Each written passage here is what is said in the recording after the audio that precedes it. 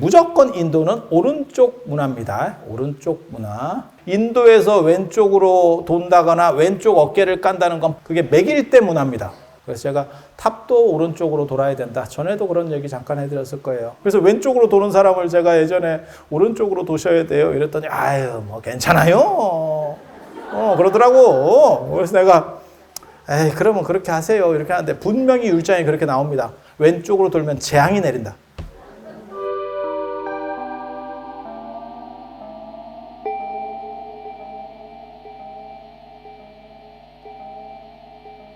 자, 안녕하세요.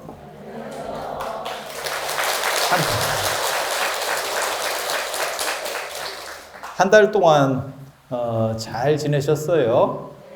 오늘 그래도 여러분들이 많이 오셨는데 비도 같이 와서 낮에는 비가 오고 지금은 또 비가 안 오잖아요. 그래서 여러분들이 참 시원하게 기도를 하실 수 있는 것 같아요. 물론 뭐 이렇게 해도 더우신 분은 덥습니다. 그거는 환자라서 그래요. 방법이 없어요.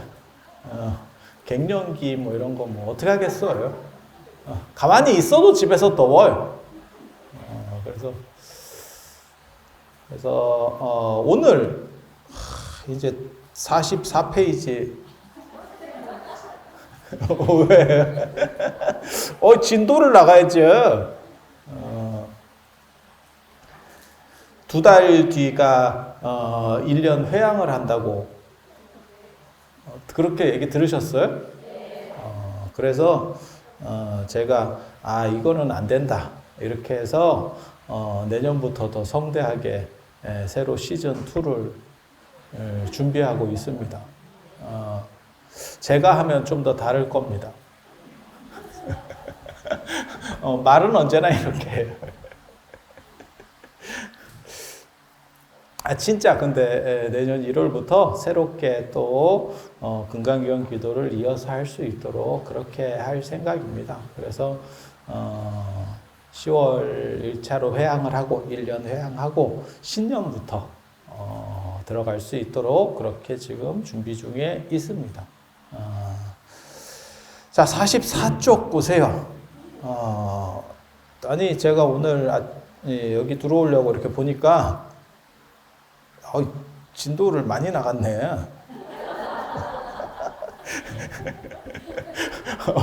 다다음 달에 끝이락 하는데 진도를 많이 나갔어.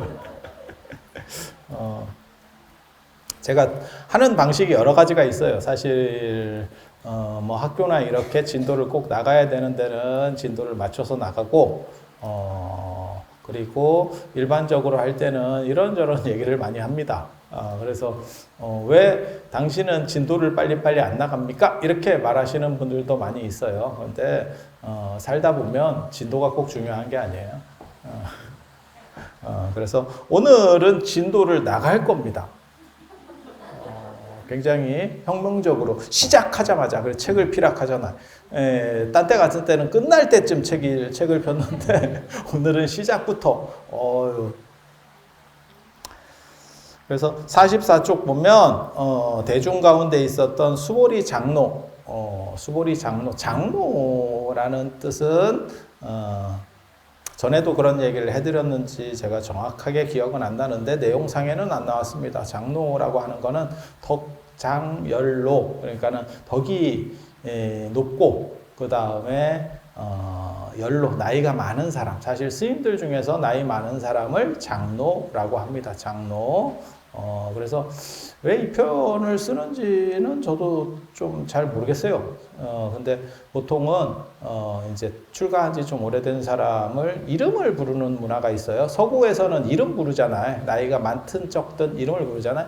동아시아 문화하고 서양 문화의 가장 큰 차이점 중에 하나가 동아시아는 관계를 부릅니다. 관계, 사람과의 관계. 그러니까 형이면 형, 언니면 언니. 물론 뭐 경상도에서는 언니도 형이라고 부릅니다. 경상도 분 계시면 형님이라고 불러요. 제가 처음 봤을 때 깜짝 놀랐어요.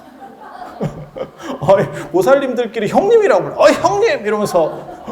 그래서, 여기는, 전체가 다 조폭인가? 뭐 이런 생각을. 되게 재밌어. 형님도 아니에요. 정확하게 얘기하면 예전에 그 강호동이 소나기에서 했었던 것처럼 행님이지, 행님. 행님! 이렇게, 굉장히 재밌습니다. 그래서, 예전에는 형이라는 표현도 썼었구나, 라는 걸 알 수 있는, 언니 말고도 형이라고, 아마 형이라는 표현이 더 오래된 표현일 수도 있겠다. 그런 생각도 했었어요. 그래서 동아시아는 무조건 관계를 부릅니다. 친한 사람은 관계를 부르고 좀 덜 친한 사람은 지위를 불러줍니다. 지위를. 그래서 직장 상사나 이런 분들은 다 과장님, 부장님, 뭐 이렇게 차장님 이렇게 부르잖아요. 이름을 부르진 않잖아요. 그렇잖아요. 제가 늘상 얘기하는데 동조합니다. 여러분도 시종일관 똑같아요. 저만 진도를 안 뺀 게 아니고 여러분도 1년 내도록 버티고 있어. 그래서 뭔 얘기를 해도 이게 아무튼 진기해요. 밤이라서 그런가? 밤 탓을 합시다. 사람 탓을 하지 말고 여러분들은 수승한데 밤이라서 깔아앉아서 지금 그러는 거예요. 어쩔 수가 없어. 그렇게 해서 관계를 부르고 그 관계인 사람이 많으면 거기다 성씨까지만 부르고, 그러니까 이름은 안 불러요. 이름 부르면 예전에 그건 굉장한 결례입니다. 그런 걸 보고 피휘라고 그래요. 이름 부르는 거를 피하는 문화. 그리고 경명, 이름을 존중해서 이름 부르지 않는 문화. 글쎄 서구에서는 이름 안 부르는 거는 해리포터의 볼트모어밖에 못 봤는데 다 이름을 부르는데 그렇게 이름을 안 부르고 이렇게 그냥 지시로다가 하는 게 이렇게 그런 게 사실은 이 동네는 존중 문화예요. 존중 문화. 그래서 이름을 부르면 안 되고 그래서 제가 전에도 그런 얘기 잠깐 해드렸었는데 아버지 부모님 이름은 알고는 있고 써 어디 이렇게 이렇게 서류 같은 거 할 때는 써 하지만 부를 일은 없어. 죽을 때까지 부모님 이름을 부르는 경우는 거의 없습니다. 그러니까 아버지를 아버지라고 부르지 아버지를 뭐뭐뭐씨 이렇게 부르진 않잖아. 아니 생각을 해보세요. 언제 불러주냐면 뭐 신고 같은 거 할 때 누가 대신 작성해 줄 때 아버님 성함이 어떻게 되십니까? 그러면 그런 때나 부르지 보통 때는 부르지 않아요. 그리고 그렇게 부를 때도 이름을 함부로 못 부르기 때문에 그 복잡한 행태를 하죠. 윗자는 뭐 아랫자는 뭐 예전에 했었던 행태입니다. 요즘은 뭐 그렇게까지는 잘 안 하는데 그런 거 했었잖아요. 그죠? 그래서 이름을 그냥 누구입니다. 이렇게 얘기하면 저는 조금 덜 배웠다. 저렴하다. 이렇게. 그래서 윗자는 뭐 아래. 근데 요즘은 그렇게 말하면 더 헷갈려. 마치 우영우에서 이름 부르듯이 우투더 영투더 이런 식으로 하듯이 지금 윗자는 뭐 아랫자는 뭐 이렇게 그래서 이름을 부르는 걸 피하는 문화가 동아시아에는 있어요. 동아시아에는. 그리고 서양에서는 이름을 불러주는 거고 근데 인도도 이름을 불러주는 문화인데 아리안족 문화이기 때문에 이름을 불러주는 문화인데 너무 부처님이 이렇게 연세가 되신 뒤에 보니까 너무 다 이름을 부르니까 맘먹는 것 같더래, 서로 간에. 그러니까 예를 들어서 20살 먹은 스님하고 70 먹은 스님하고 그냥 본명만 부르고 있는 거야. 이름만 부르고 있는 거야. 아무개씨 이렇게. 그러니까 좀 네 가지가 없어 보이더래. 틀린 건 아닌데 한 세 가지 반쯤 없어 보이는. 그래서 뭐라고 말씀을 하시냐면 그게 열반경에 나옵니다. 8종의 열반경이라고 부처님의 전기문헌 중에서 제일 오래된 게 열반경인데 그쪽에 보면 내가 보니까 너네들이 자꾸 이렇게 맘먹고 하는데 그러지 말고 어른을 부를 때는 존자나 장로라고 불러라 이렇게 얘기를 하십니다. 존자라고 하는 거는 이제 존경받을 만한 사람. 거기서 이제 존경받는다는 건 두 가지 의미가 있을 거예요. 하나는 이제 진짜 수행을 해서 존경받을 만한 사람. 근데 출가한 지 오래됐다고 해서 꼭 수행을 한다는 보장은 없거든요. 제가 늘상 얘기하는 거 있어요. 깨달음이라고 하는 게 오래됐다고 되는 게 아니에요. 마치 지금은 없어졌지만 사법시험하고 똑같아. 사법시험 30년째입니다. 안 되는 겁니다. 다른 걸 알아봐야 됩니다. 얼마 전에도 누가 그러던데 저한테 아들이 서울대 법대를 나왔는데 40이 넘도록 이제 고시도 패스도 못했고, 딱히 다른 걸 하기도 참 어렵게 된 거예요. 그래서 얘기를 들어보니 그런 시골에서 서울대 법대를 갈 정도면, 야, 이게 수제 소리 듣고 큰애일 건데, 그 집 아들이 그렇대? 뭐 이런 얘기를 듣고 그런 사람일 건데, 참, 그게 참 어떻게 하기도 좀 그렇고, 그래서 진즉에 안 될 걸 알았으면 사실, 그냥 우리 생각에는 그런 거예요. 우리 생각에는. 차라리 뭐 법무사를 하든지, 아니면 뭐 변호사 밑에 약간 이렇게, 그 우영우 보면 그 우영우 남자친구가 그 역할 아니요? 약간 시다바리틱한 뭐 이런 거잖아? 아니, 그런 거 아니요? 그 잘생긴 애 있잖아. 누군지 잘 모르겠는데, 참고로 저는 드라마를 보지 않습니다. 단지 뜬 거는 전부 다 찝쩍거려 놓습니다. 그래야 여러분들과 대화가 되기 때문에 뭐가 뜬다더라 이러면 다 체크를 합니다. 그런데 드라마를 전편을 보는 게 아니기 때문에 등장인물을 잘 몰라. 걔가 무슨 그 가수 출신이라던데? 모르겠어요. 아무튼 뭐 그렇다 치고. 그래서 그런 걸 했으면 차라리 나았을 건데 라고 얘기를 했지만 사실 그게 어렵죠. 왜냐면 부모 욕심도 있고 자신 욕심도 있고, 그래도 내가 누군데 내가 뭐 이런 식으로 했겠지. 그러다가 이제 세월 놓치면 야, 진짜 이거 이제 빼도 박도 못하는, 억장이 무너지는, 부모님 입장도 그렇고 자신도 입장도 그렇고. 그래서 출가한 지 오래되고 뭐 수행을 오래 했고 그렇다고 해서 깨달음을 얻는 건 절대 아니에요. 될 사람은 바로 됩니다. 제가 늘상 얘기하는 거 있어요. 임용고시, 저 교사 임용고시 이런 거 있잖아요. 될 사람은 4학년 때 됩니다. 저는 교육학 쪽에 제가 박사 전공을 2개나 해서 제가 잘 알아요. 진짜 될 놈은 4학년에 됩니다. 그리고 그 다음에 될 만한 애들은 졸업하고 한 1, 2년 안에 됩니다. 그리고 그 다음에도 계속 이러고 있으면 쉽지 않은 겁니다. 그리고 한 5년째 그러고 있어요. 차마 말은 못하지만 다른 거 찾아야지. 네 적성이 아니다. 금생은 아닌 것 같다. 물론 될 수도 있어. 뭐 죽자고 갑자기 환골탈태해서 노력하면 될 수는 있는데 쉽지 않죠.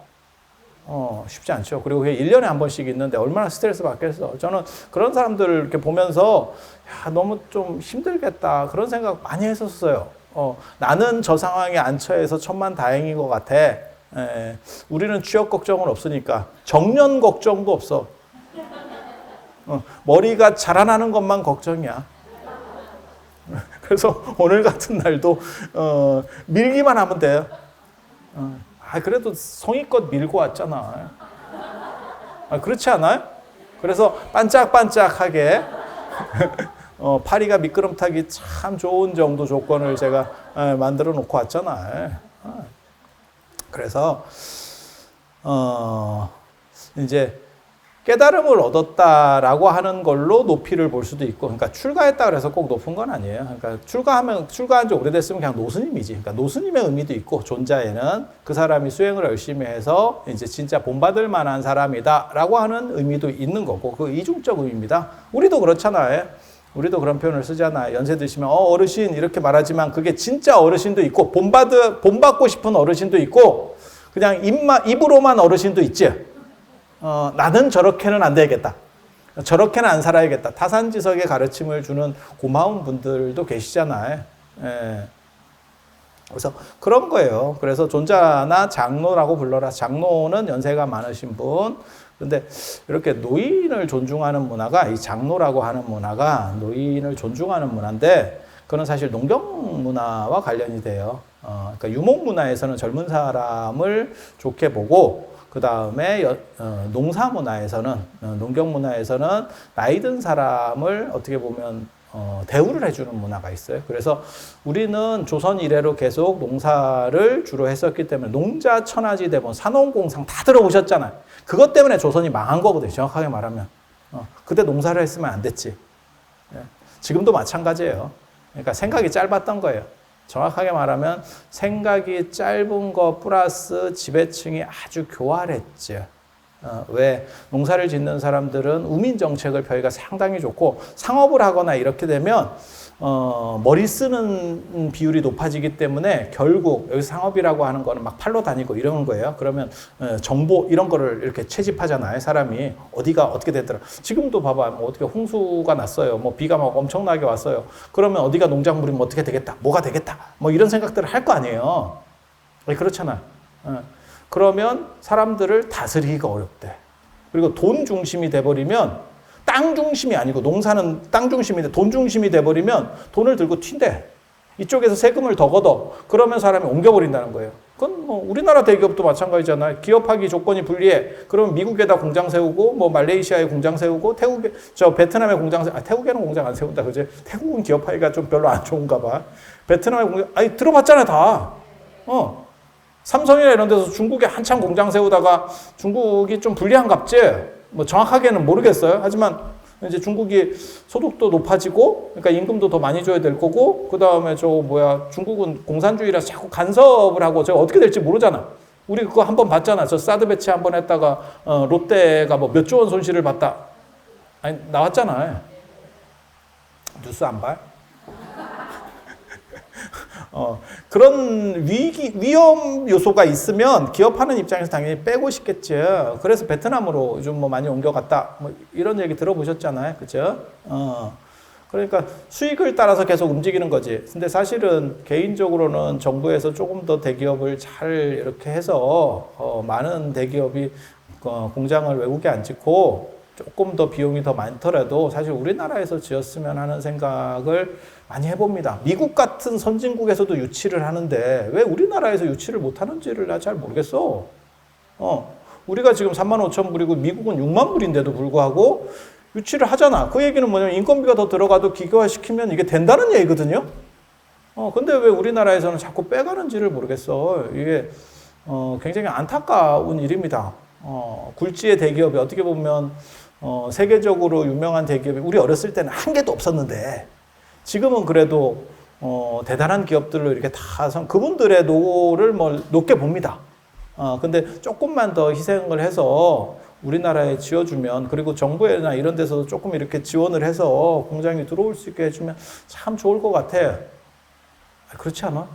안 그러면 여러분 자녀분들이 어디에 취직하겠어요?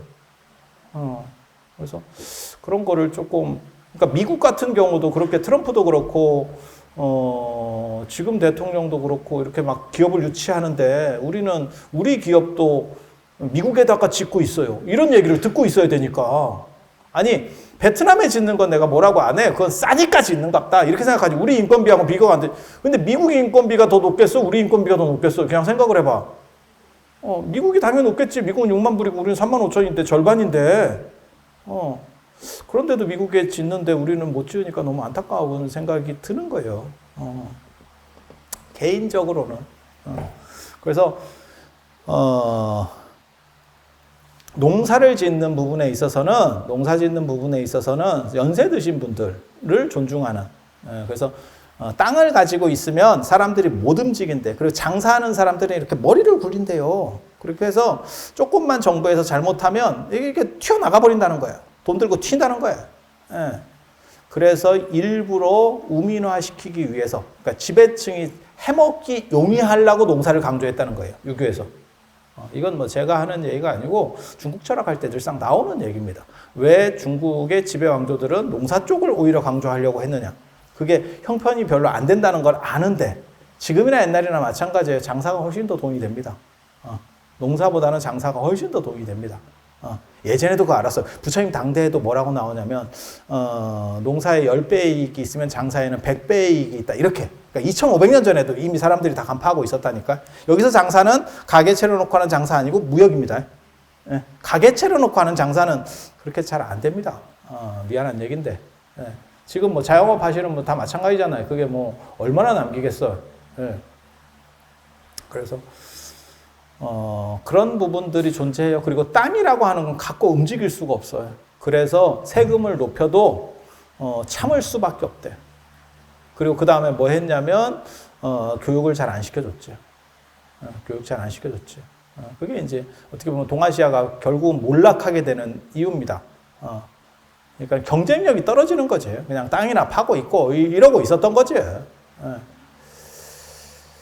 그래서 농사 지을 때는 어른을 중심으로 해서 대가족이 형성이 되니까 그 집안의 리더, 그래서 가족. 그러니까 어른을 모시는 그런 문화가 있었고, 유목 같은 경우는 이제 자꾸 짐을 싸서 이동해야 되니까 젊은 사람 중심의 문화가 있어요. 그래서 오늘날 우리가 가수들이나 이런 걸 보면 진짜 나이들이 이렇게 연령층이 낮죠. 낮죠. 배우는 높아. 근데 가수는 연령층이 낮은데 의외로 TV를 틀어보면 연령층 낮은 사람은 잘 안 나와. 그 되게 재밌는 얘기를 하던데, 어른들만 TV를 보지 젊은 사람은 아예 TV를 안 본대. 그래서 어른들이 아는 사람만 TV에 나오다 보니까 나이 든 사람만 나온대. 근데 그 말이 맞는 것 같아. 저도 TV 안 보거든요. 아, 눈치 빠른데. 인생 다 그런 거예요. 여러분도 TV 안 보잖아요. 여러분 이렇게 딱 보니까 TV 볼 나이들이 아닌데 아직? 저쪽에 몇 분은 가요 무대 볼 분들이 있는데.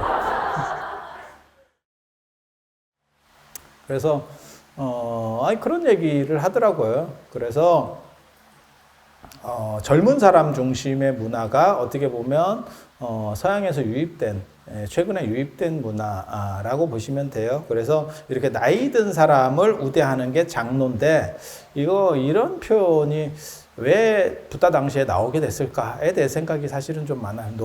농경 쪽으로 조금씩 변화되는 게 있었나? 그 당시에. 인도가 농경으로 완전히 변화되는 거는 기원 전후거든요. 그러니까 지금부터 한 2000년 전, 부처님 돌아가시고 한 500년 정도 지나야 사실은 그렇게 되는데, 왜 이 표현들이 나오기 시작했는지는 정확하게 잘 모르겠어요. 안 그러면 부처님 나라하고 관련이 될 수도 있고, 부처님 나라는 쌀농사 중심이었었어요. 그래서 부처님 아버지 이름이 정반항, 백반항, 곡반항, 감노반항 막 이러거든요. 그 반이 햇반할 때 반입니다. 그래서 부처님 아버지 사촌 그 아버지하고 작은 아버지들이 햇반자 돌림이에요. 그래서 정반, 백반, 곡반, 감노반, 햇반 이렇게 그게 밥반자예요. 그래서 이 양반들은 농사 짓는 문화였었구나. 얘네 유목 아니었네. 이렇게 알 수 있는 얘네는 집단이 유목을 숭상하는 게 아니고 농사 쪽이었구나. 라는 걸 알 수 있는. 그리고 네팔 가보시면 거긴 유목 안 돼요. 딱 가봐도 야 저건 안 되겠다. 근데 그 당시에 쌀 농사가 됐을까? 이런 생각이 또 들거든요. 쌀이라고 하는 농작물이 여러분 아시는지 모르겠는데 전 세계에서 밀과 쌀이 원투입니다. 그 다음에 하나를 더 넣으면 옥수수. 전 세계 사람들이 먹는 거. 근데 옥수수는 사실은 어떻게 보면 가축이 더 많이 먹어요. 인간보다. 물론 강원도에는 저도 오늘도 옥수수를 먹었는데 우리가 가축인가? 아니, 전 세계적으로 봤을 때 그렇다는 얘기예요. 우리나라에서는 우리도 가축이 오히려 옥수수는 더 많이 먹겠다. 그거 갈아서 엄청 먹으니까. 예. 그래서 3대 작물 이렇게 나오는데 실제로는 밀이 더 분포가 넓죠. 밀 먹는 집단이 지구적으로 봐봐. 그냥 생각을 해봐. 빵 먹는 놈이 많겠어? 쌀 먹는 놈이 많겠어? 쪽수는 쌀 먹는 쪽이 밀리지는 않는데 밀 먹는 쪽이 왜냐하면 인도, 중국 이런 떡대들이 엄청 큰 인구수가 엄청난 사람들이 쌀을 먹기 때문에 밀리지는 않을 것 같은데 그래도 면적으로 보면 밀 쪽이 더 많죠. 근데 밀은 지기를 많이 소모하고 그래서 약간 쉬어줘야 돼요, 땅을. 그런 부분들이 있어요. 그리고 그 대신에 비가 좀 덜어도 되고 쌀은 비가 좀 많이 와야 됩니다. 그래서 인도에서 그 당시 부처님 나라 그 네팔 쪽에 강우량이 되나? 나 이런 생각도 했었거든. 강우량이 되나? 아니면 그 당시 쌀밥 먹는다는 게 우리식으로 하면 입밥의 고깃국처럼 되지 않았을까 싶은 생각도 있고. 입밥의 고깃국 아시죠? 어떤 표현인지 아시죠? 여기서 입밥이 뭡니까? 쌀밥. 이런 거 아는 사람들은 다 연식 있는 사람들이에요. 젊은 사람이면 입밥이 뭔 뜻인지 모릅니다. 그게 흰쌀밥이 흰쌀밥. 어떻게 보면 그게 불과 60년대, 70년대까지만 해도 그렇게 흰쌀밥 먹기가 쉽지 않았죠. 그래서 분식 장려를 저 어렸을 때도 분식 장려를 했었죠. 그래서 저 같은 경우는 밥을 별로 잘 안 좋아해요. 어렸을 때부터 자꾸 분식 장려 쪽으로 걸리다 보니까 이게 참 희한한 제가 그런 얘기 하는데 음식이라고 하는 것은 어렸을 때 먹는 게 평생 간다. 그러니까 어렸을 때 뭘 먹었느냐로 가는 거예요. 그러니까 여러분들이 외국 갔을 때 밥 생각이 난다? 어렸을 때 밥이 주식이었던 거예요. 우리 같은 사람은 외국에 나가면 라면 생각이 납니다. 분식이 주식이었던 거야. 분식을 오히려 더 이렇게 선호하는 부분이 있어요. 그래서 라면 끊으면 금단현상이 나고 밥을 끊으면 아무렇지도 않습니다. 재밌어요. 그래서 이 장로라고 하는 표현을 약간 농사 문화적인 그런 부분들이 존재한다더라. 그리고 이 장로는 농사와 관련된, 농업하고 관련된 거기 때문에 사실은 동아시아 쪽에서 많이 쓰이는 표현인데 요거를 또 정신 못 차리고 가져가서 쓰는 집단이 있죠. 그게 이제 기독교에서 장로교 이렇게 해서 아예 이 장로가 나이 많은 노수님 이런 뜻이거든요. 노수님이거나 수행을 많이 한 스님 이런 뜻인데, 그러니까 요즘 표현으로 치면 이게 바꾸면 큰 스님입니다. 큰 스님도 두 가지 의미가 있거든요. 진짜 능력이 있어서 큰 스님도 있지만 그냥 듣기 좋으라고 큰 스님. 한국에 그런 표현이 있어요. 우리나라에는 그런 문화가 있어요. 상대 듣기 좋은 걸로 그냥 다 명칭을 통일해 줍니다. 명칭을 통일해. 그래서 예전에 불과 얼마 전까지만 해도 사장님이 되게 흔한 표현이었거든요. 근데 요즘은 사장님보다도 회장님이 더 많죠. 그래서 애들이 취직을 잘 안 하는구나. 부모가 회장인데 굳이 취직을 할 필요가 있나? 우리 아버지가 회장이었어? 이러면서 그렇게 그냥 다 듣기 좋으라고. 그 전에는 뭐 있었냐면 선생님 이런 것도 한동안 유행했었거든요. 그렇잖아요.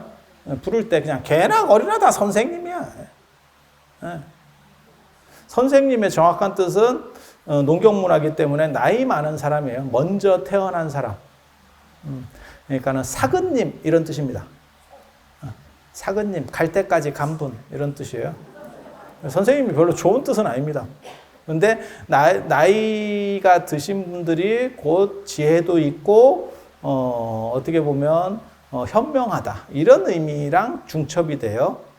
그렇게 되는 이유는 예전에는 일찍 죽었기 때문에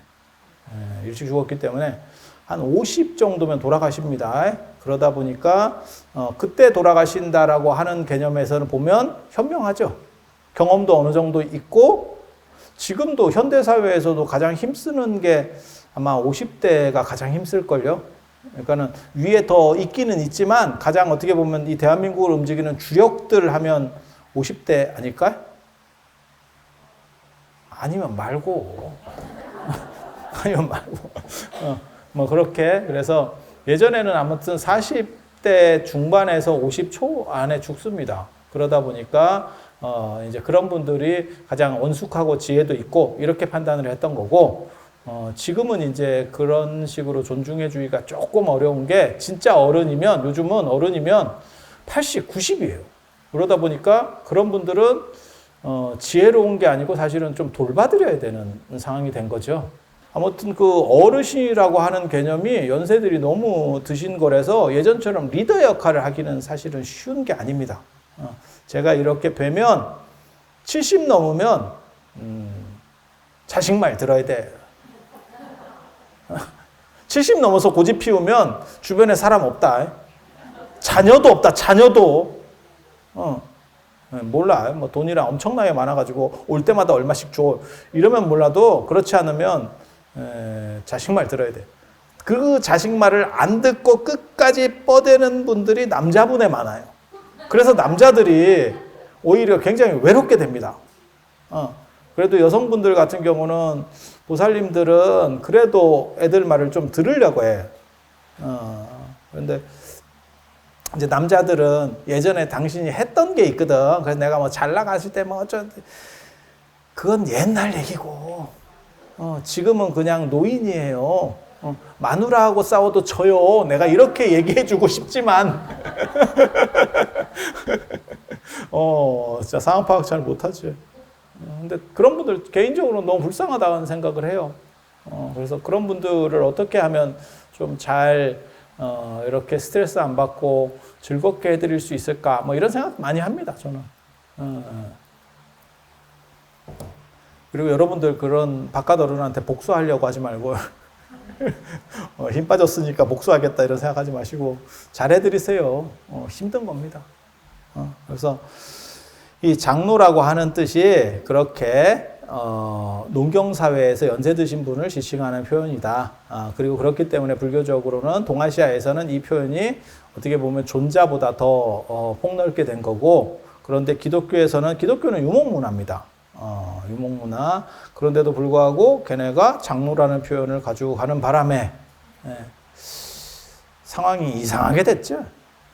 제가 그런 얘기 하잖아요. 장로만 있는 게 아니고, 장로가 어떻게 보면 노스님, 큰 스님인데 장로교가 있으니까, 이명박 장로, 이승만 장로, 우리나라를 대표하는 두 명의 장로 대통령, 그 두 분입니다. 근데 모르겠어요. 그런 식으로 장로라는 표현을 써서 그분들이 머리가 빠지나?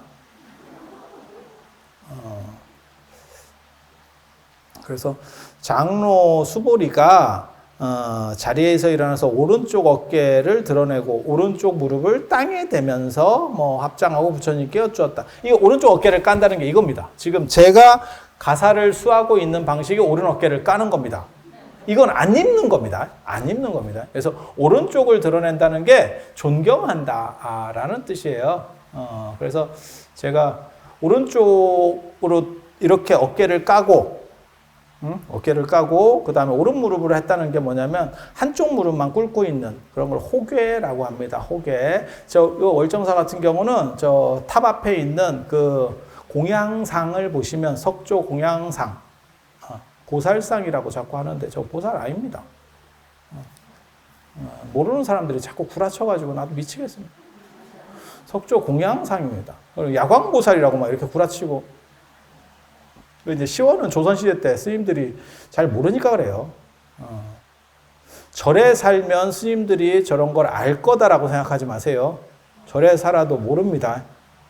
배우지 않으면 모릅니다. 정확하게 말씀드리면. 여러분이 아파트에 살아도 아파트 지을 수 있어요? 라고 말하는 거하고 똑같은 거예요. 아파트 내가 30년 살았어. 그럼 아파트 짓겠네요? 뭔 미친 소리야. 이건 똑같은 거예요. 모릅니다. 모릅니다. 그래서 조선시대 때 사적기 같은 데 보면 저걸 야광보살이라고 해놨어요. 그런 것 때문에 이제 문제들이 벌어지는 거예요. 근데 조선시대 스님들은 상태가 많이 안 좋아요. 그래서 조선시대 스님들은 걸르면 됩니다. 특별하지 않으면 조선시대 스님들은 그냥 다 걸르는 게 맞아요. 어디서부터 걸르면 되냐면 조선 초에 무학대사 제자가 함어득통이고, 함어득통 다음에 신미, 그 전에 그 한글 창제 어쩌고저쩌고 해가지고 나왔던 그 신미, 거기까지가 지식인이고 그 밑에는 거의 걸르면 됩니다. 거의 걸르면 됩니다. 거기까지는 사실은 고려 사람들이에요. 그래서 불교가 굉장히 좋을 때 출가하셨던 지식인들이에요. 그리고 불교가 떨어지기 시작했을 때는 이제 비전이 없지. 그러니까 이제 머리 좋고 이런 분들이 들어오기가 쉽지가 않아요. 지금도 마찬가지죠. 뭐 예를 들어서 되게 의미 있는 일이긴 한데 월급이 한 100만 원밖에 안 돼. 애들 안 가지. 아무리 의미가 있어봐라. 네가 가라 하와이 이렇게 나오겠지. 그래서 조선시대는 그냥 거의 다 걸르면 됩니다.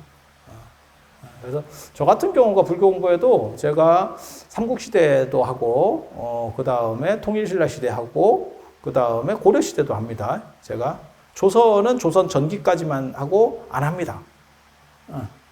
재미도 없고 본받을 만한 사람도 없어요.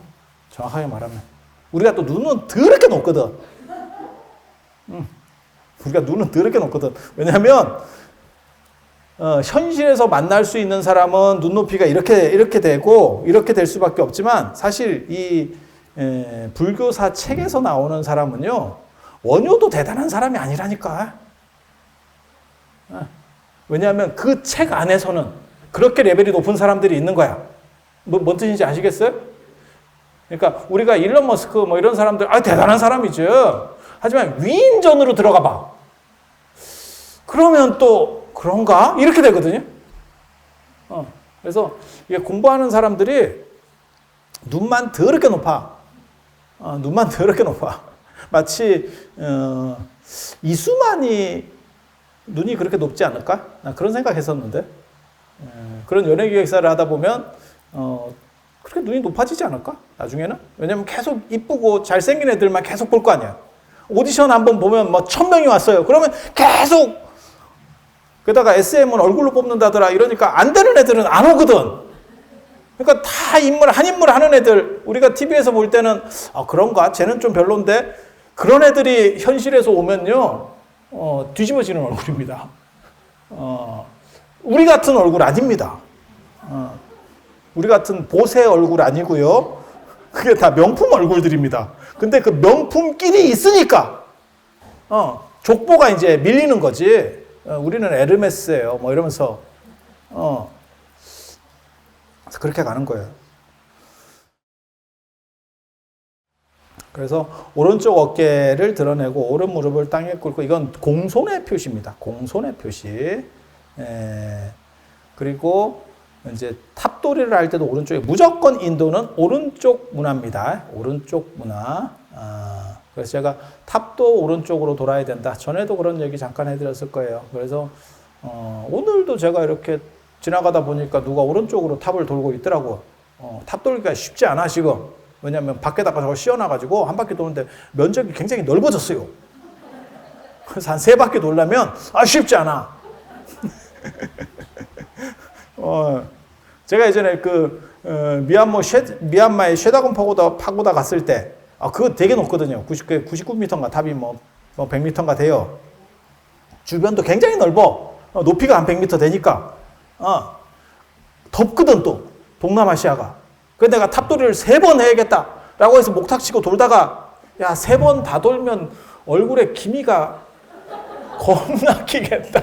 내가 이제 거기 또 바닥도 깨끗하고 이러기 때문에 이게 또 위아래로 막 때립니다. 빛이. 이거 쉽지 않겠는데? 탑돌이 3번 하고 기미를 한 마를 얻어가겠는데? 이런 생각을 했었어요. 그래서 저 탑을 오늘도 이렇게 보니까 오른쪽으로 돌고 있더라고요. 오른쪽이라고 생각하지 마시고 시계 방향이라고 생각하세요. 시계 방향이라고. 그리고 이런 거는 예법은 전부 룰이 있어요. 예법은 전부 룰이 있어. 그래서 제가 제일 싫어하는 사람들이 꼭 뭣도 모르면서 마음이 중요하지 그게 뭐가 중요해 형식이 뭐가 중요해요. 진짜 개뿔도 모르는 놈들.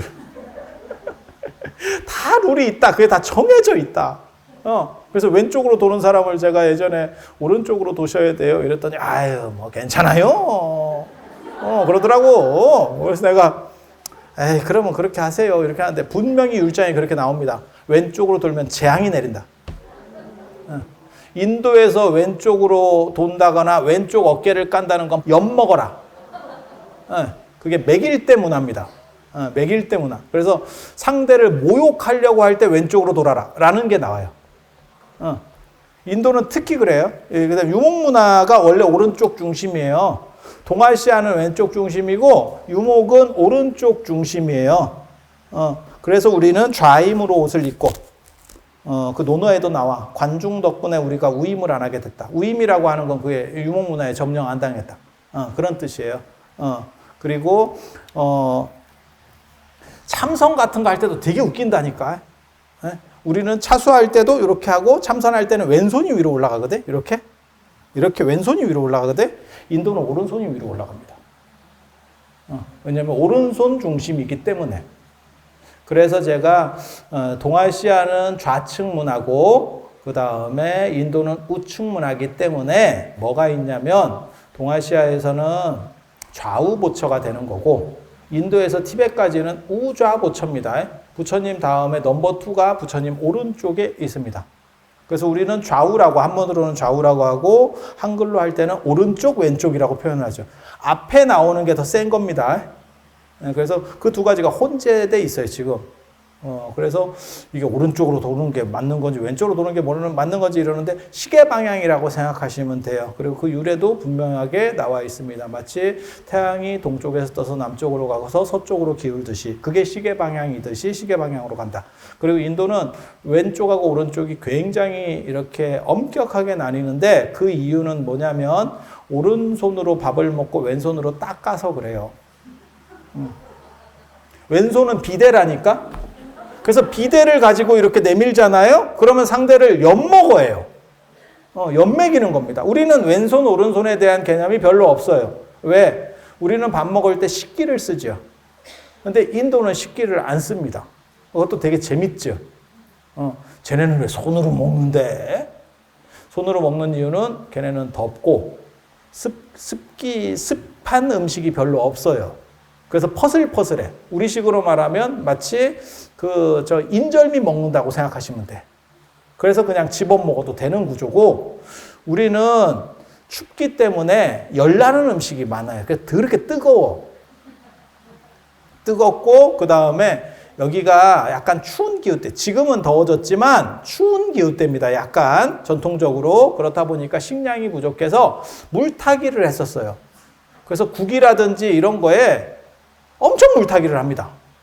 콩나물 꼭 생각해 보세요. 콩나물 한 주먹에 한 집이 다 먹어. 한 바가지에 물을 넣어. 근데 더 웃긴 건 콩나물 자체에도 물이 많아. 이게 콩나물 국인가 물인가에 대해서 생각을 해봐. 아니, 내 말이 맞잖아. 아니, 그렇지 않아? 이게 뭔 물인가 싶지? 그렇게 하는 이유는 뭐냐면 식량이 부족해서. 물배 채우는 방식이에요. 그래서 제가 얘기하잖아요. 밥을 할 때도 우리는 뜸을 들인다고 해서 압력을 줘서, 쉽게 말해서 위에 뚜껑을 잘 닫고 압력을 줘서 수분이 안으로, 쌀 안으로 들어가게, 그게 물탁입니다. 그래서 떡 같은 밥을 만들어내는 거고, 전 세계적으로 떡밥 먹는 나라는 두 나라밖에 없습니다. 우리하고 일본하고. 중국만 가도 떡밥을 안 먹습니다. 가봐. 내 말이 맞나 틀리나. 중국만 가도 이게 찐밥인가 뭔가 왜 이렇게 애가 퍼슬퍼슬해. 야, 이거 먹으면 조금만 있으면 배 다 꺼지겠는데? 이런 생각이 들죠. 그래서 식재료가 풍부한 데는 인도나 동남아시아 같은 데 전부 이렇게 떡밥 이런 거 안 먹으면 날도 더워 죽겠는데 거기서 떡밥까지 먹으면 사람이 힘들어서 못 살아요. 그리고 걔네는 이모작 삼모작이 가능하기 때문에 식재료는 언제나 많았어요. 그래서 우리 뜸 들일 때 걔네는 오히려 뚜껑을 열어서 물을 빼냅니다. 따라냅니다. 그래서 애가 더 퍼슬퍼슬하게, 원래도 퍼슬퍼슬한 애를 더 퍼슬퍼슬하게 만들어서 완전히 날아가는 밥을 만들어내는 거예요. 그러니까 이걸 손으로 먹을 수가 있는 거예요. 그걸 만약에 젓가락을 가지고 먹으려고 하면 보통 일이 아닙니다. 숟가락은 굉장히 재밌는 거예요. 숟가락의 발견이라고 하는 거는 또 완전히 또 다릅니다. 전 세계에서 우리 같은 숟가락 쓰는 나라는 우리나라밖에 없을걸? 제가 알기로는. 중국은 약간 탕 같은 이런 식의 숟가락 쓰고, 일본만 가도 숟가락 없죠? 일본 젓가락밖에 없잖아. 일본 가서 젓가락 안 사와봤어요? 일본 가서 제일 많이 사오는 게 손톱깎이랑 젓가락인데? 그래서 나무 젓가락 이렇게 해가지고 뾰족한 거 이렇게 하고, 그럼 걔네는 밥을 먹을 때 이렇게 샥 해서 먹잖아. 그래서 우리나라에서 그것 때문에 일제강점기 때 절에서 난리가 났었어요. 밥그릇을 들고 먹느냐 놓고 먹느냐 문제를 가지고, 일본은 들고 먹는 문화고 우리는 놓고 먹는 문화거든. 놓고 먹을 수밖에 없는 거는 우리는 대부분 예전에 녹그릇을 많이 썼기 때문에 녹그릇에 뜨거운 밥을 담으면 들고 먹으면 죽어요. 화상 입어. 그래서 우리는 놓고 먹는. 그리고 밥그릇도 더럽게 컸습니다. 예전에 주발이 밥그릇이에요. 걔네가 말찻그릇으로 쓰는 그 이도다완, 이게 사실은 밥그릇이에요. 우리나라 저것들이 밥그릇 갖다가 말차를 거기다 해먹어. 웃기는 놈들. 그래서 오른쪽주의라고 하는 게 여기서 나타나는데, 이거는 오른쪽주의는 인도 문화를 나타내는 겁니다. 그래서 동아시아 같은 경우는 왼쪽. 그래서 제가 전에도 그런 얘기 해드렸었는데 우리는 직급으로 보면 영의정, 좌의정, 우의정. 우의정이 좌의정보다 낫다니까. 삼정승에서. 근데 지금은 그런 문화들이 이제 거의 사라졌죠. 그래서 제가 전에 좌측 통행에서 우측 통행으로 바꿀 때도 굉장히 제가 야, 저것들 정책을 결정하는 놈들이 너무 무식하다. 우리 전통 문화를 너네가 전혀 이해하지 못하고 있다. 우리에게는 동아시아에 뿌리 깊은 좌측 문화가 있는데 그거를 너네가 전혀 고려하지 않고 서구적인 관점에서 우측으로 다 몰아붙인다는 게 너무 슬픈 일이다. 이런 얘기를 혼자서 궁시렁 거렸죠. 만 나이도 마찬가지예요. 이번에 만 나이로 바꿨잖아. 여러분들 어려졌잖아. 그래서 뭐가 있냐면 엊그저께 제가 어저께 제가 아는 스님하고 전화했는데 은사 스님이 칠순이라고 뭐 이렇게 해. 그래서 그때 그 스님이 저한테 그랬거든요. 칠순이라서 당신이 이렇게 상자된 도리로 은사 스님의 이렇게 어렸을 때부터 이렇게 전체를 정리할 수 있는 책을 하나 좀 만들어줬으면 좋겠다. 저한테 그런 얘기를 했었거든요. 그래서 그 책 어떻게 됐냐 이랬더니 쉽지 않지 이러더라고요. 그래서 그걸 그렇게 일을 하면 안 되고 저는 이제 책을 60권 막 이렇게 만들어 왔으니까 책에 대해서는 제가 귀신입니다. 귀신 같지 않아? 제 얼굴을 잘 봐봐. 달걀 귀신 같지 않아?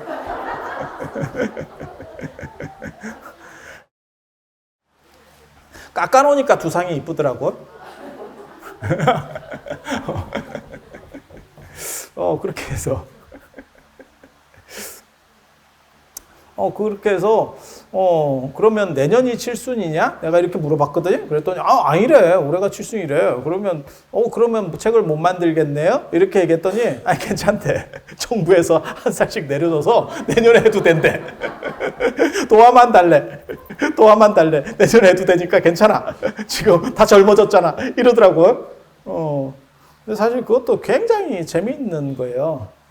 단순히 보기로는 뭐 한 살 젊어지니까 좋은 것 같지만 인간의 생명의 시작을 어디로 보느냐, 독립됐을 때로 보느냐, 잉태됐을 때로 보느냐의 차이거든요. 그건 동아시아 문화는 사실은 잉태됐을 때, 그러니까 가족이라고 하는 게 전체 집단이라는 개념에서 보는 거예요. 그래서 우리 집안에 네가 하나가 들어온 거야. 이렇게. 그렇게 해서 그때부터 시작을 하는 거고, 그러다 보니까 태교 같은 경우도 있는 거고, 태교가 있는 거고, 이렇게 문화가 되는데, 이제 독립부터 보는 거는 사실은 서양 문화입니다. 그래서 우리는 제가 그 얘기 하잖아요. 우리라는 표현을 제일 많이 쓰고, 사실 한국에서 제일 많이 쓰는 표현이 우리고, 그 다음에 집이라는 표현이라고 하는 게 굉장히 중요하거든요. 집 같자, 가문을 이룬다. 근데 집만 집이 아니고 국가도 집이에요. 국가잖아, 가. 그러니까 집 개념으로 확장시키는 거예요. 이게 유교의 아주 특징적인 문화인데, 그리고 우주도 집 개념이에요. 그래서 집우, 집주 이렇게 가는 거거든요. 굉장히 재밌는 문화입니다. 그래서 모두를 다 어떻게 보면 하나의 공동체 비슷한 식으로 다 생각을 하는 거고, 그리고 그 안에서 한 생명이 들어오는 거죠. 그리고 이 생명은 끝까지 같이 갑니다. 원래 우리 문화는 끝까지 같이 가요. 그래서 나중에 자식이 성장할 때까지 부모는 끊임없이 뒷바라지를 해주고, 그리고 성장하고 난 뒤에도 이제는 자식에게 부양을 받고, 이제 돌아가실 때까지 그 부모 은중경에도 나오잖아. 구경연민은 끝날 때까지도 부모님 입장에서는 자식이 혹시 뭐 잘못됐을까 싶어서, 그건 맞는 것 같아요. 그죠? 아무리 자식이 나이가 많아도 뭐 50이 먹든 60이 먹든 어른들이 지금도 그렇게 하십니다. 뭐 꿈자리가 사나오면 전화해가지고 야 조심해라. 그런 거 안 해요? 그런 거를 제가 예전에는 그런 얘기를 들으면 뭔 이게 쓸데없는 소리를 하나 이런 생각을 했었는데, 이제 저도 사갔잖아. 여러분과 제가 공동 동업 중생입니다. 사근 공동체를 결성하고 있잖아. 그러다 보니까 이제 어른들이 무슨 생각으로 하시는지는 대충 알겠다라는 생각이 있는 거죠. 그래서 제가 전에 그런 얘기 안 해드렸나요? 반기문 총장이 유엔 사무총장 할 때 어머니 댁에 가니까 어머니가 지금도 그 어머니 돌아가셨지 싶어요. 가니까 그 어머니가 길 조심해라. 그 얘기를 그래서 제가 그 얘기도 했었는데 저 길 조심 하는 건 어머니 저 기사 있어요. 기사. 기사 있으면 길 조심 안 해도 되거든. 기사가 다 알아서 하는데 뭐. 그게 부모님 마음인 것 같아요. 내 자식이 유엔 사무총장을 해도 어떻게 보면 지금 대통령도 집에 가면 그 얘기를 들을 수 있죠. 갈 때 엄마한테. 그렇지 않겠어요? 그래서 그런 게 부모 마음이지 싶어요. 그런 게 부모 마음이지 싶어요. 그래서 그렇게 부모님이라고 하는 어떻게 보면 그거는 끝까지 잊혀질 수 없는 그런 대상인 것 같고, 근데 나중에 이제 부모가 자식에게 어느 정도 유산을 상속하고 예전 개념으로 말하면 쇳대를 주는 거죠.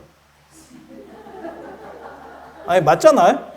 그거 이제 쇳대 이양식이 있는 거죠. 그게 집안에서 좀 잘 나가는 집안에서 상당히 큰 겁니다. 며느리에게 쇳대를 준다. 이건 상당한 고난이죠. 그러고 나서 이제 부양을 받는 거죠. 부모를 끝까지 케어하는 이게 이제 전통문화죠. 지금은 그렇게 하기는 현실적으로 어려운데 그 얘기는 뭐냐면 자식과 부모가 서로 연결해서 이어달리기를 하면서 서로 이렇게 가는. 그래서 우리는 끝까지 독립되는 게 아니고 같이 사는 문화예요. 같이 사는 문화. 근데 서양에서는 독립해서 사는 문화잖아요. 그래서 뭐 20살만 돼도 뭐 등록금도 안 줬어요. 뭐 이런 거 있잖아. 네가 독립해야지 뭐 이러면서 한다는 그런 얘기 들어보셨잖아요. 우리는 평생의 AS 문화. 여러분 세대 때만 하더라도 부모님 입장에서 결혼시키면 아유 끝났네. 이제 한 짐 덜었다. 요즘은 사랑은 돌아오는 거야. 안심하지 마라. 다시 돌아온다. 안심하지 마라. 다시 돌아온다. 지금은 그런 시절이기 때문에 몰라. 그러고 보면 진짜 세상 많이 바뀌었어요. 저 어렸을 때만 해도 그렇게 돌아오시는 분들이 진짜 가끔 있었어요. 지금같이 많지 않았고 가끔 있었는데 그런 분들은 명절 때 어디 나가 있어. 집안에 못 있어. 숨어 있거나 어디 그렇게 있어. 지금은 당당합니다. 지금은 오히려 더 당당합니다. 이거 굉장히 재밌어요. 아니, 비하해서 하는 얘기가 아니고요. 문화가 그렇게 바뀌었다라는 얘기를 하는 거예요. 그래서, 야, 이게 굉장히 어떻게 보면 이제 점점 더 서구식으로 바뀐 거죠. 그렇다 보니까,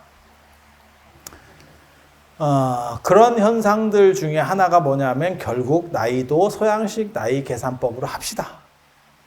라고 하는 게 나오게 된 거죠. 우리가 나이가 여럿 있었어. 여러분이 몰라서 그렇지 진짜. 복잡하긴 복잡했어. 그것도 있었잖아. 태어날 때부터 1살. 그거는 태어나는 기점, 생명의 기점을 어디로 보느냐와 관련된 거거든. 사실은 태어난 뒤에 1살이면 낙태해도 됩니다. 그건 생명으로 안 보는 거거든. 낙태가 훨씬 자유로워집니다. 그러니까 서구식 관점으로 치면 낙태해도 돼. 우리는 그걸 생명으로 봤기 때문에 낙태할 수 없다라고 하는 그런 죄의식이 훨씬 더 강해지는 거예요. 이게 복잡하다니까 굉장히 재밌다니까. 이 생명윤리랑 관련되면 되게 재밌어요. 제가 윤리하는 사람이잖아요. 말하는 거나 이런 거 보면 참 윤리적이지는 않은데 제가 원래 윤리 전문이에요. 생명윤리가 진짜 재밌습니다. 인간의 시작점을 어디로 볼 것이냐. 그리고 그게 낙태하고도 관련이 돼요. 지금도 낙태를 허용해달라. 여자가 뭐 실수해서 잘못해서 뭐 임신이 됐어. 원치 않는 임신이 됐어. 야, 그거 낙태를 안 시켜주면 그거 어떻게 인생을 어떻게 해? 이런 논점들도 굉장히 많거든요. 그리고 생명이 아니면 예를 들어서 초기에 무슨 뭐 4주 뭐 안 그러면 뭐 2주 이런 건 생명이 아니어서 낙태도 가능해. 이러면 무슨 문제가 벌어지는지 아세요? 그럼 복제해도 되지. 유전자 조작이 가능한 거지. 야, 생명이 아니라며. 아니, 또 이제 그렇게 사건이 벌어진다니까요? 되게 재밌어요. 그래서 이게 이 바이오 쪽이 굉장히 첨예합니다. 그리고 만약에 배아가 수정만 된 것도 생명이다. 이렇게도 정의를 그렇게 내리잖아요? 그러면 난리 난다. 임신 잘 안 돼가지고, 인공으로 이렇게 하시는 분들 많잖아요? 그거 하나만 수정시키는 거 아닙니다. 여러 개 수정해가지고 제일 활발한 거를 갖다 이렇게 붙여주는 거거든요. 그래도 계속 떨어지는 거예요. 주변에 이렇게 한 다리 건너 있어요. 그렇게 해서 몇 년째 실패하면 진짜 그걸 하나하나가 다 생명이라고 보면 100명 수월케 올라갑니다. 100명 수월케 올라가. 그러면 그 윤리의식을 덜어내기 위해서 그걸 생명이 아니다라고 규정하면 어떠냐? 그러면 야, 생명윤리가 이제 자유로워지면서 그런 복제 문제가 벌어지는 거죠. 그러면 야, 장기 같은 걸 복제하는 것도 관계 없는 거 아니야? 이제 이렇게 또 나갈 수 있어요. 그래서 이거는 돈하고 관련되는 부분이기 때문에 장기 이런 거 있잖아요. 신장 이식 이런 거 안 되잖아요. 아니, 맞잖아요. 그런데 만약에 내 거가 있으면 내 거를 키워서 할 수만 있으면 그거 100%인데 그러다 보니까 이게 진짜 돈을 초월한 돈 있는 사람 입장에서는 그건 돈도 아니죠. 그래서 굉장히 재밌는 문제예요. 그래서 기독교는 난리가 날 거고 불교는 사실 관계가 없습니다. 불교는 뭐 복제를 하든지 뭐 관계가 없어요. 불교는 이런 얘기를 될랑가 모르겠다. 자살도 괜찮아요. 내 거기 때문에. 내가 내 거를 없애는 거에 대해서는 관계가 없어요. 기독교는 자살이 안 됩니다. 자살하면 지옥 가요. 그래서 내가 기독교인 자살할 거면 빨리 불교로 개종하고 내가 자살하라고. 왜냐하면 신이 생명을 준 거기 때문에 네가 함부로 끊을 권리가 없는 거야. 이 게임을 불교는 내가 시작한 거예요. 업으로 내가 시작한 거야. 그러니까 내가 게임을 끝내고 나가도 돼. 내가 책임지면 되지. 야, 내가 쉽게 말해서 무슨 고스톱을 치든지 장기를 두든지 하다가 에이, 졌어. 이러고 나가면 되는 거야. 책임은 내가 지는 거야. 진 걸로 내가. 끝까지 가서 질 필요는 없잖아. 포기도 지는 거잖아. 근데 기독교는 그 게임을 신이 시작했다는 거잖아요. 그래서 네가 그 경기를 일방적으로 끝내면 네가 시작한 건 판도는 내가 냈는데 왜 경기를 네가 끝내? 이러면서 지옥에 가는 거예요. 그래서 이 원리들이 다 있습니다. 다 있습니다. 그래서 이건 굉장히 좀 재밌는 여러 가지 문제들을 만들어내요. 사실 이런 생명의 문제 이런 것들은 그래서 서양과 동양의 큰 차이 중에 하나가 사실은 생명의 시작을 어디로 볼 거냐. 우리는 뱃속에 있는 것도 생명이라고 봤고 그래서 한 살을 나오면서 한 살을 먹고 시작하는 거고 서양에서는 독립된 것부터 한 살로 본 거예요. 그래서 이 관점들은 시사하는 바가 굉장히 큰데 다 그냥 혼란스럽다고 세계적으로 하는 것도 그렇고 뭐 혼란스러우니까 그냥 서양식으로 만으로 합시다 이렇게 해서 통과시켰잖아. 진짜 무식한 행동이죠. 이렇게 되면 나중에는 이제 어떻게 되냐면 우리는 성을 쓰고 이름을 쓰는데 세계인들의 대다수는 이름을 쓰고 성을 쓰잖아. 그럼 우리도 바꿉시다. 이렇게 하는 거야. 이게 똑같은 논리예요. 그게. 그리고 우리는 코리아라고 안 부르죠. 어디 쓸 때는 코리아라고 쓰고, 난 예전에 2002년 월드컵 때 윤도현 나와가지고 오필슨 코리아 할 때도 내가 별로 마음에 안 들었거든. 아니, 왜 우리식 표현을 안 쓰고 한국이나 대한민국이라고 하지? 한국 사람이 한 번도 코리아라고 안 하는데, 너 어디서 왔니? 외국인이 물어볼 때만 우리가 코리아라고 하지, 한국 사람끼리는, 너 국적이 어디니? 그러면 코리아. 이렇게 하는 미친놈 없거든. 근데 왜 우리가 그거를 외국인들에게 맞춰줘야 되는지를 모르겠어. 미국 놈이 맞춰줄 것 같아? 제가 전에 그런 얘기 했잖아요. 한국 사람은 불친절하고 마치 미국 사람은 친절하다. 외국 가서 길을 물어보면 미국 사람은 어떻게 해서든지 가르쳐 주려고 하는데 한국 사람은 길을 물으면 모르는 척하고 가더라. 왜? 이유는 한국 사람은 미국에 가서 영어로 물어본다니까? 한국말로 물어볼 것 같아? 미국 가서 길 물어볼 때? LA 어디로 갑니까? 이렇게 물어보지 않잖아. 그런데 미국 놈은 지네 나라 말로 물어보지. 그러니까 우리는 친절할 수 없다니까. 그 사람이 최대한 한국말을 몇 단어라도 쓰면서 그렇게 물어봤어. 우리도 친절해. 우리도 친절해. 기특하니까. 저 양놈이 어떻게 해서든지 뭔가를 좀 해보려고 하는구나. 제가 사실은 예전에 그 문제 일으킨 현각 스님을 비판할 때 아주 내가 보기에는 문제가 있다라는 생각이 뭐냐면, 저놈은 미국식의 우월주의에 빠져가지고 한국에서 몇십 년을 살아도 한국말을 못해요, 이 사람이.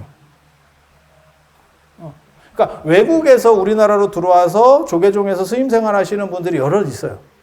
근데 동남아나 이런 데서 오시면, 좀 못 사는 나라에서 그냥 까놓고 얘기해서 오시면 한국말 금방 합니다. 그런데 잘 사는 나라에서 온 놈은 한국말 안 배웁니다. 그래서 영어를 쓰는 게 더 우월하다라고 생각하는 거예요.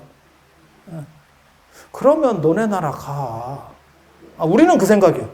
근데 한국 사람들의 특징이 그렇게 해서 영어를 써주면 저 사람은 우월하다라고 생각해. 야, 그게 나라에 자존심이 없는 거야. 제가 그래서 그 얘기 했잖아요. 예전에 이명박 대통령이 저 미국 대통령하고 전화를 할 때, 대통령일 때 얘기해요. 우리나라 대통령이 미국 대통령하고 영어로 얘기를 했습니다가 9시 뉴스에 나왔어. 나 미치는 줄 알았다. 무슨 이런 또라이 같은 나라가 있나 싶었어요. 예전에 프랑스 대통령은 외교장관이, 보통 외무장관 정도면 다 영어를 잘합니다. 설마 한국말만 하는 사람을 외무장관을 시키겠어? 다 유학 갔다 오고 이런 사람이겠지. 근데 외무장관이 국제연설을 하는데 영어로 한 거예요. 그거를 프랑스 대통령이 지랄지랄했어요. 왜 너는 불어를 안 쓰고 영어를 썼냐. 더 웃긴 건 그 프랑스 대통령은 미국에서 유학 갔다 온 사람이에요. 자기도 영어를 잘해. 그런데 그거는 있을 수가 없다라는 거예요. 뭔 뜻인지 아시겠어요? 그래서 그거는 내가 영어를 아무리 잘하고 내가 미국에서 아무리 살아도 대통령이면 한국말로 하는 거예요. 그리고 통역 끝날 때까지 기다리는 거예요. 그게 뭐하고 똑같은 거냐면 일본 사람 만나니까 다케시마 독도라고 안 하고 다케시마 이렇게 얘기하는 거하고 똑같은 거예요. 그건 있을 수 없는 일이에요. 한국 사람이라면 그건 존재할 수 없는 일이에요. 근데 그런 식으로 맞춰주는 문화가 있어요. 그래서 한국 사람들의 특징이 좀 우월한 나라에서 오면 되게 높여주고, 그 다음에 자기보다 좀 낮은 쪽이라고 생각하면, 그러니까 동남아시아나 이런 데서 오면 되게 좀 무시하는 경향들이 있어요. 그래서 불법 노동자들 이렇게 일하시는 분들 이런 데 보면 굉장히 좀 열악하게 하는 경우도 있어요. 잔인하게. 어떻게 사람이 저렇게까지 하나 싶을 정도로. 그런데 그렇게 하면 안 돼요. 그냥 똑같이 하면 돼요. 똑같이 하면 돼요.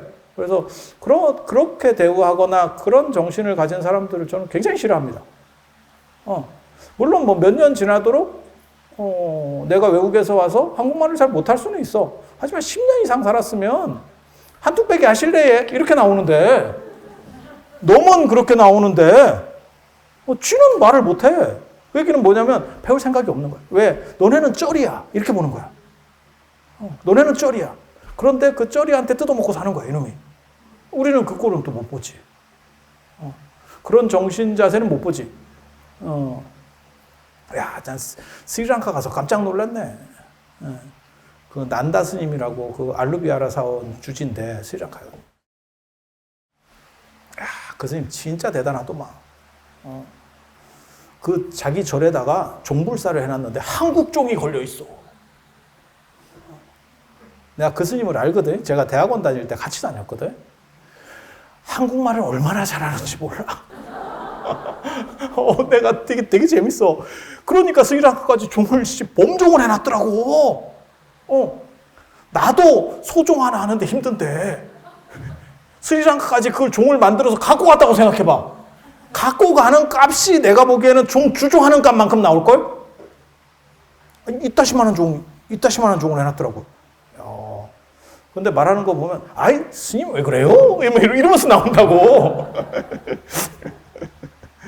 그래서, 이게 어떻게 보면 배우려고 하는 사람의 자세하고 안 배우려고 하는 사람의 자세의 차이인갑다. 뭐 이런 생각이 들어요. 그래서 인도 문화와 관련해서 이 오른쪽주의라고 하는 거, 그리고 서구적인 게 정당성을 가지진 않아요. 뭐 꼭 우리께 좋다 이렇게 얘기하는 거 아닙니다. 서로 구분해보고 서로를 인정해주는 정도가 좋은 거지. 지금 이게 모두가 다 위험하니까 좌측 통행합시다. 뭐 헷갈리는데 그냥 서양 사람들하고 똑같이 그렇게 합시다. 그럼 나중에 어떻게 되냐면 한국이라고 하지 말고 그냥 코리아라고 합시다.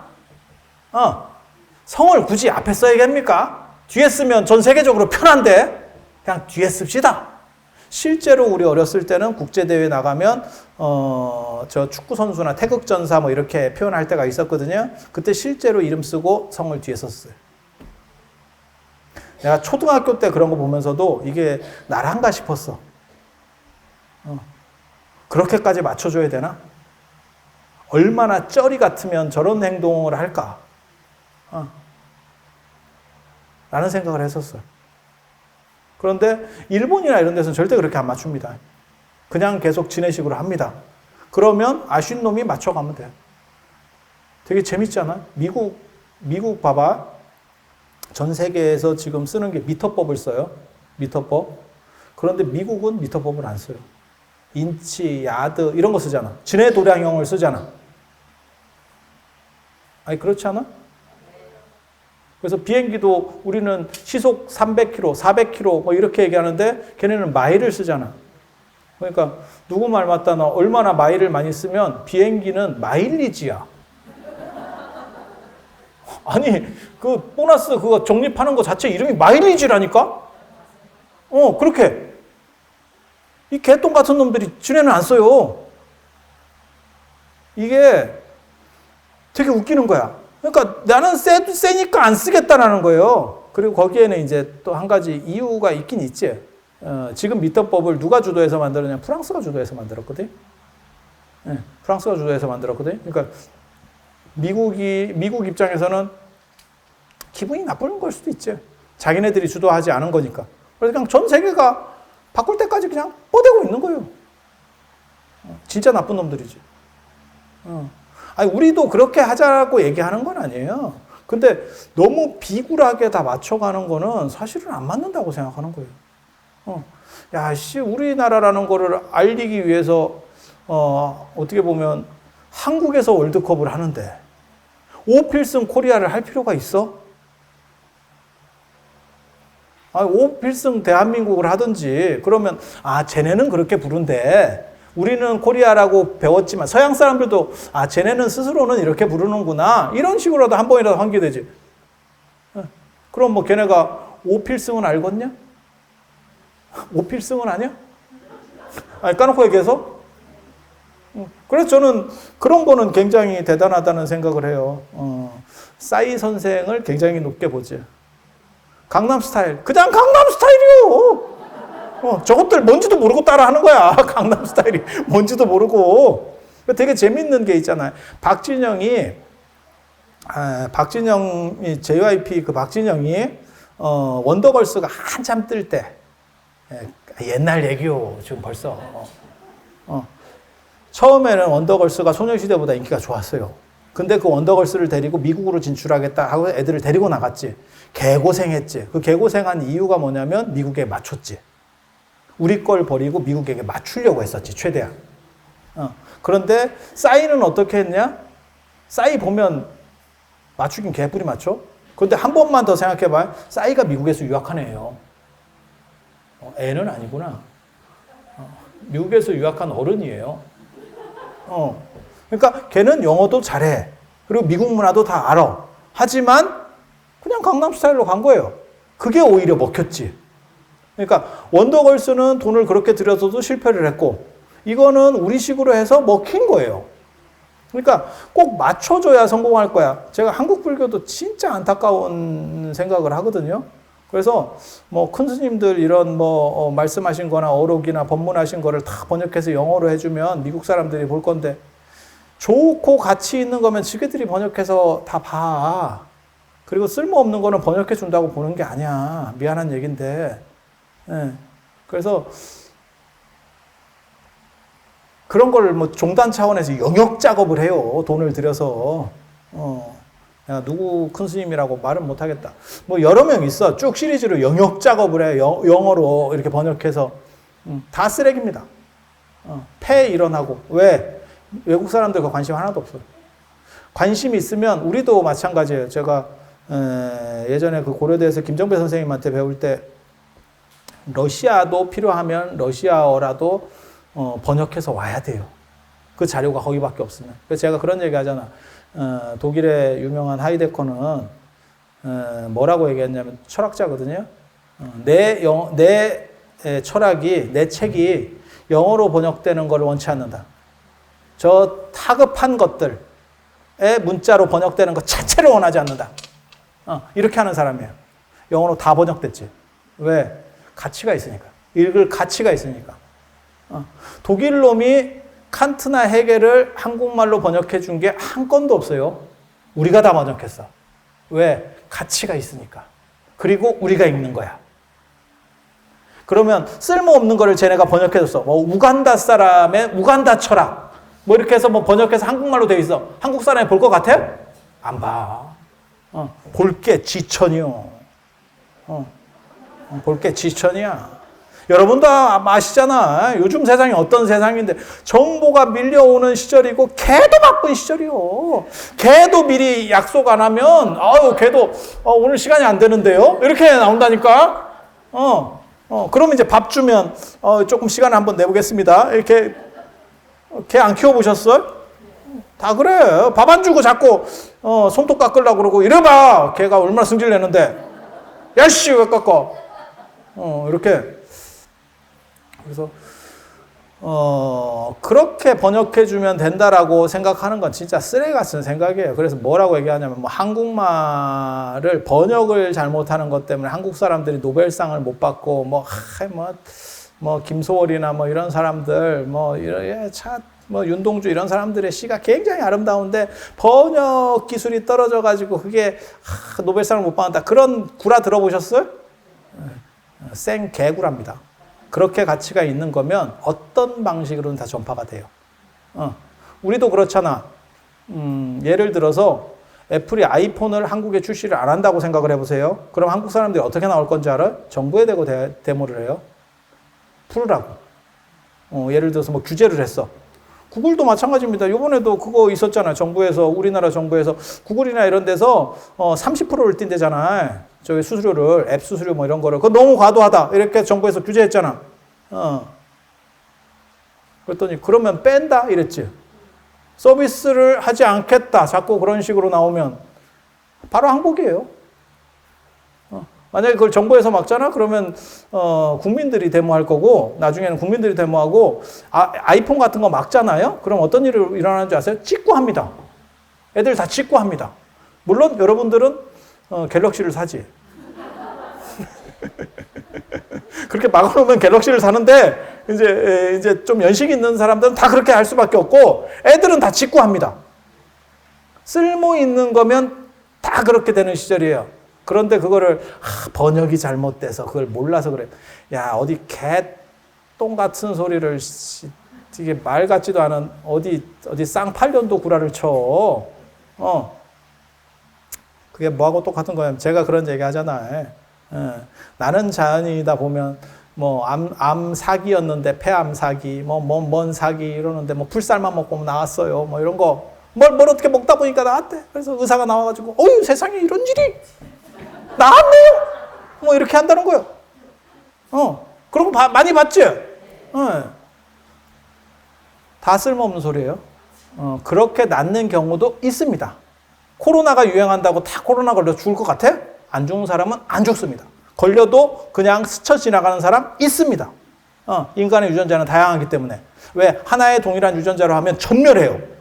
그걸 막기 위해서 계속 종은 다른 유전자들을 조금씩 분포시켜 놓거든? 그러니까 감기가 유행해도 걸리는 놈 걸리고 안 걸리는 놈 안 걸려.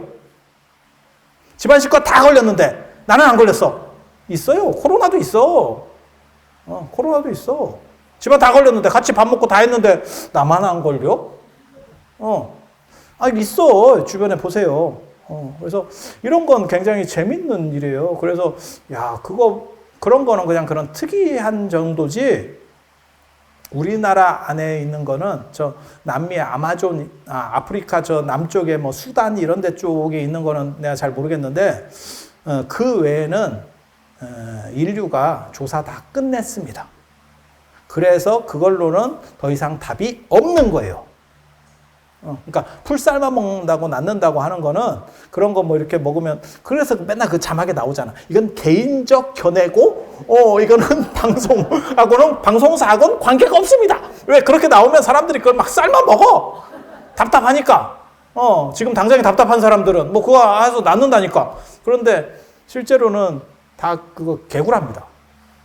그리고 제가 이 얘기를 끝으로 하나, 우리나라에서 너무너무 어떻게 보면 유명한 구라가 하나 있는데, 그거 어른들이 너무 많이 속아가지고 제가 늘상 그거 하지 마시라고 하는 얘기가 있어요. 그거는 하나 말씀드리고 끝낼게요. 그 얘기 들어보셨어요? 하루에 물을 2리터를 먹어야 뭐 몸이 이뇨작용이 잘 돼서 건강해진다. 그거 정수기 팔아먹고 생수 팔아먹는 놈들이 구라칠 거예요. 그게 뭐하고 똑같은 거예요? 선풍기 틀어놓고 자면 죽어요 라고 똑같아. 그거 구라인 줄 아시죠? 선풍기 틀어놓고 자면 죽어요. 죽고 싶다고 선풍기 틀지 마. 틀어도 안 죽어. 모진 인생 쉽게 안 죽어. 그거 전 세계에서 우리나라만 있는 구라예요. 선풍기 틀어놓고 자면 죽어요가 우리나라만 있는 구라야. 그리고 물 많이 마시면 뭐 좋아요? 그 물 마셔도 이뇨작용 생기지 않고 공회전 하느라고 에너지만 소모됩니다. 그러니까 뭐하고 똑같은 거냐면, 땀을 많이 흘리면, 운동하고 땀 흘리면 몸이 지방이 연소돼서 잘 타요. 맞아. 그 말이 틀린 말이 아니야. 그거 오케이. 하지만 찜질방에서 그 흘리는 그 땀은 그 땀이 아니야. 그래서 찜질방에서 그 자빠져가지고 식혜 먹으면서 흘리는 그 땀으로 살 빠진다고 생각하지 마. 그건 그냥 물만 빠져. 지방이 타는 게 아니라니까. 그리고 물 그거 계속 이렇게 들이키면, 자동차로 얘기하면 계속 공회전 하는 거예요. 가뜩이나 늙어가지고 이게 상태가 지금 메롱메롱 하고 있는데 장기들이 계속 공회전까지 시켜. 그거 하지 마. 그냥 물 마시고 싶을 때 마셔. 계속 그냥 무슨 뭐 물 먹는 하마도 아니고 하루에 2리터 먹는다고 이렇게 먹고 그냥 미치는 줄 알겠다 진짜. 보고 있으면 막 다 씻어내야 된대. 그렇게 먹어서 씻기는 거 아니에요. 그 정수기 팔아놓은 놈들이 사기친 거야. 그냥 마실 때 마셔. 제가 제일 답답한 게, 답사를 가면 물 좀 많이 달래. 나는 한 병도 안 마시고 있는데 이 사람은 몇 병을 마셨어. 그래서 왜 그러냐 이러면, 물 많이 마셔야 된대. 그리고 차만 세우면 화장실에 가. 이게 무슨 어디 낚여도 아주 뒤통통 낚였어요. 그렇게 하지 마. 그거 다 개구라야. 개구라. 자, 오늘 여기까지 해서 45페이지 2줄까지 한 거예요. 다음 달에 이어서 할 거예요. 다음 달에 이어서 할 거예요.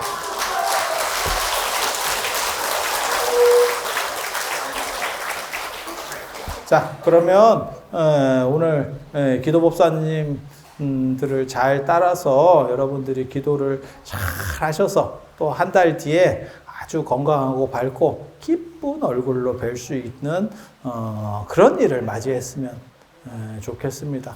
그럼 기도 열심히 하시고 가세요.